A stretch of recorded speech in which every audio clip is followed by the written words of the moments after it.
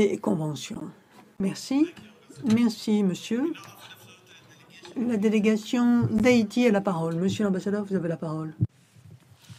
Thank you, Chair. Merci, monsieur le président. Ma délégation se réjouit que ce point concernant les personnes d'ascendance africaine, reconnaissance, justice et développement durable soit inscrit à l'ordre du jour de cette session du Conseil permanent. Nous tenons à remercier la mission permanente de la Colombie pour sa contribution à la tenue de cette importante séance. Permettez-moi également de féliciter les différents panélistes pour leur brillante intervention sur cette thématique si cruciale pour mon pays Haïti et notre hémisphère. Monsieur le Président, le commerce inhumain des captifs africains en Amérique, en particulier à Saint-Domingue, a constitué l'un des plus grands génocides de l'histoire de l'humanité.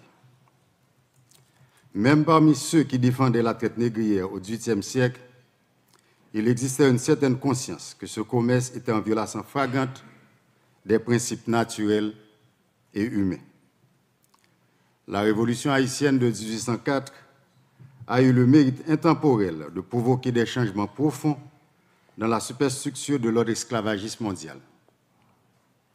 Elle a allumé le flambeau de la liberté éternelle, embrasant le monde, et particulièrement notre continent, que nous sommes fiers de représenter au sein de cette organisation prestigieuse, l'OEA.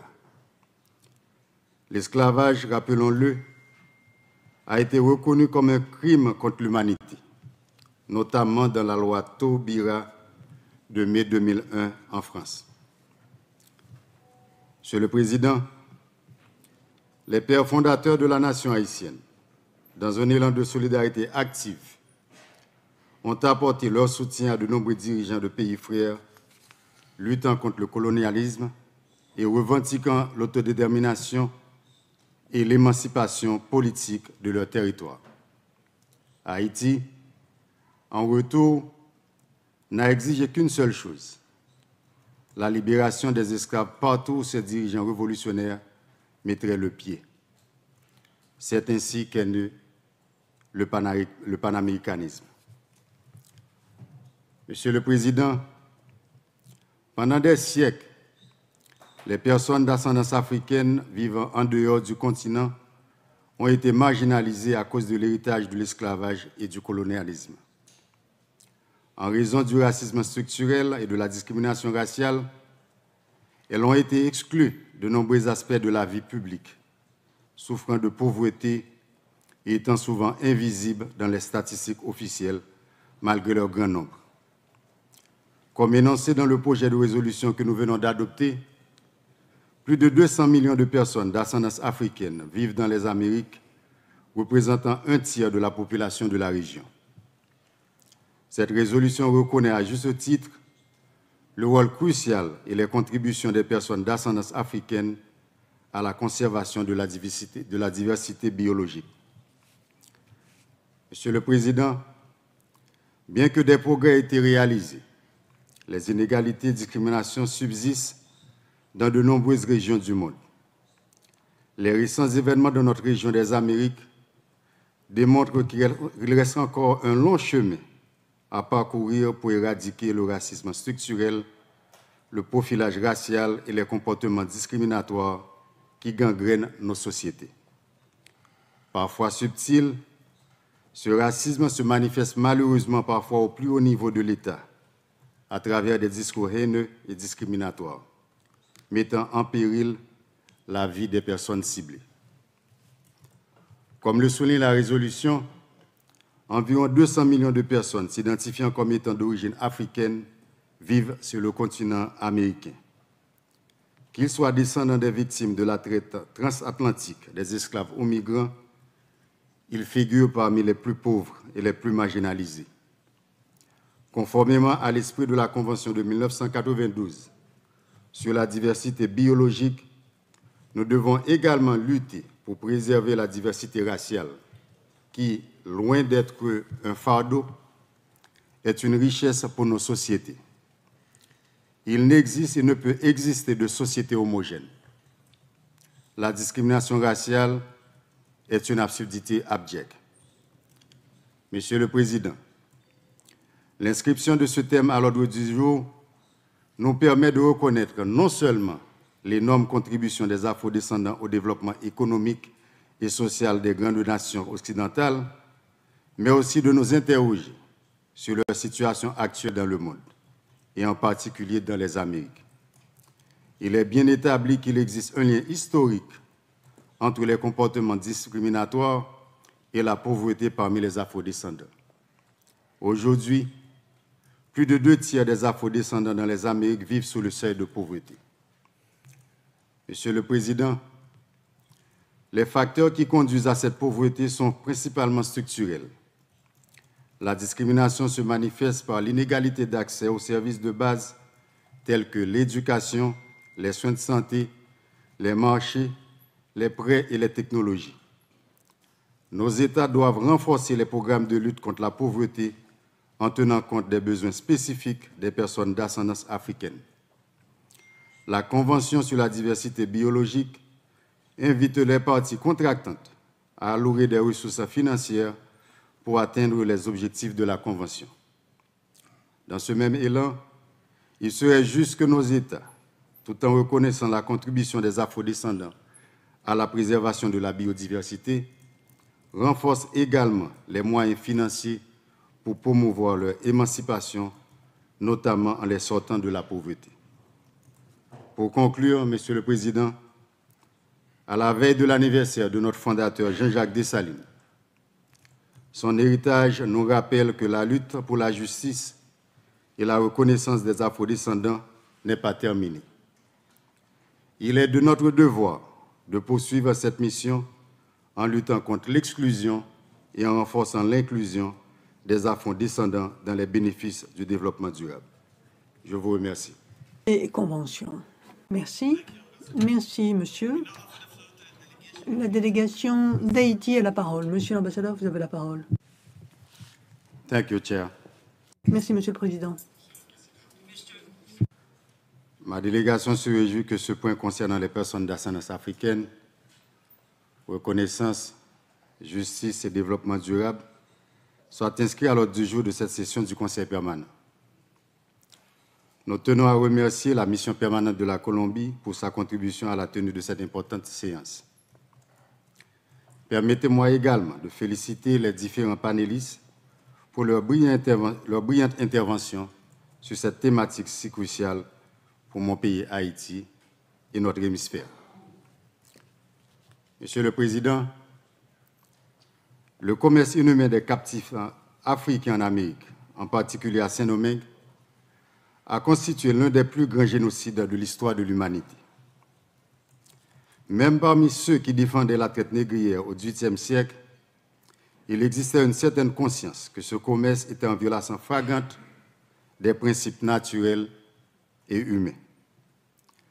La révolution haïtienne de 1804 a eu le mérite intemporel de provoquer des changements profonds dans la superstructure de l'ordre esclavagiste mondial. Elle a allumé le flambeau de la liberté éternelle, embrasant le monde, et particulièrement notre continent, que nous sommes fiers de représenter au sein de cette organisation prestigieuse, l'OEA. L'esclavage, rappelons-le, a été reconnu comme un crime contre l'humanité, notamment dans la loi Taubira de mai 2001 en France. Monsieur le Président, les pères fondateurs de la nation haïtienne, dans un élan de solidarité active, ont apporté leur soutien à de nombreux dirigeants de pays frères, luttant contre le colonialisme et revendiquant l'autodétermination et l'émancipation politique de leur territoire. Haïti, en retour, n'a exigé qu'une seule chose, la libération des esclaves partout où ces dirigeants révolutionnaires mettraient le pied. C'est ainsi qu'est né le panaméricanisme. Monsieur le Président, pendant des siècles, les personnes d'ascendance africaine vivant en dehors du continent ont été marginalisées à cause de l'héritage de l'esclavage et du colonialisme. En raison du racisme structurel et de la discrimination raciale, elles ont été exclues de nombreux aspects de la vie publique, souffrant de pauvreté et étant souvent invisibles dans les statistiques officielles, malgré leur grand nombre. Comme énoncé dans le projet de résolution que nous venons d'adopter, plus de 200 millions de personnes d'ascendance africaine vivent dans les Amériques, représentant un tiers de la population de la région. Cette résolution reconnaît à juste titre le rôle crucial et les contributions des personnes d'ascendance africaine à la conservation de la diversité biologique. Monsieur le Président, bien que des progrès aient été réalisés, les inégalités et discriminations subsistent dans de nombreuses régions du monde. Les récents événements de notre région des Amériques démontrent qu'il reste encore un long chemin à parcourir pour éradiquer le racisme structurel, le profilage racial et les comportements discriminatoires qui gangrènent nos sociétés. Parfois subtil, ce racisme se manifeste malheureusement parfois au plus haut niveau de l'État, à travers des discours haineux et discriminatoires, mettant en péril la vie des personnes ciblées. Comme le souligne la résolution, environ 200 millions de personnes s'identifiant comme étant d'origine africaine vivent sur le continent américain. Qu'ils soient descendants des victimes de la traite transatlantique des esclaves aux migrants, ils figurent parmi les plus pauvres et les plus marginalisés. Conformément à l'esprit de la Convention de 1992 sur la diversité biologique, nous devons également lutter pour préserver la diversité raciale qui, loin d'être un fardeau, est une richesse pour nos sociétés. Il n'existe et ne peut exister de société homogène. La discrimination raciale est une absurdité abjecte. Monsieur le Président, l'inscription de ce thème à l'ordre du jour nous permet de reconnaître non seulement l'énorme contribution des afrodescendants au développement économique et social des grandes nations occidentales, mais aussi de nous interroger sur leur situation actuelle dans le monde, et en particulier dans les Amériques. Il est bien établi qu'il existe un lien historique entre les comportements discriminatoires et la pauvreté parmi les afrodescendants. Aujourd'hui, plus de 2 tiers des afrodescendants dans les Amériques vivent sous le seuil de pauvreté. Monsieur le Président, les facteurs qui conduisent à cette pauvreté sont principalement structurels. La discrimination se manifeste par l'inégalité d'accès aux services de base tels que l'éducation, les soins de santé, les marchés, les prêts et les technologies. Nos États doivent renforcer les programmes de lutte contre la pauvreté en tenant compte des besoins spécifiques des personnes d'ascendance africaine. La Convention sur la diversité biologique invite les parties contractantes à allouer des ressources financières pour atteindre les objectifs de la Convention.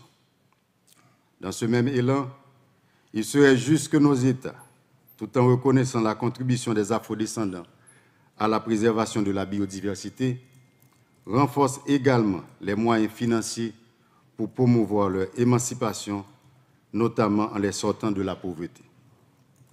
Pour conclure, Monsieur le Président, à la veille de l'anniversaire de notre fondateur Jean-Jacques Dessalines, son héritage nous rappelle que la lutte pour la justice et la reconnaissance des afrodescendants n'est pas terminée. Il est de notre devoir de poursuivre cette mission en luttant contre l'exclusion et en renforçant l'inclusion des afrodescendants dans les bénéfices du développement durable. Je vous remercie.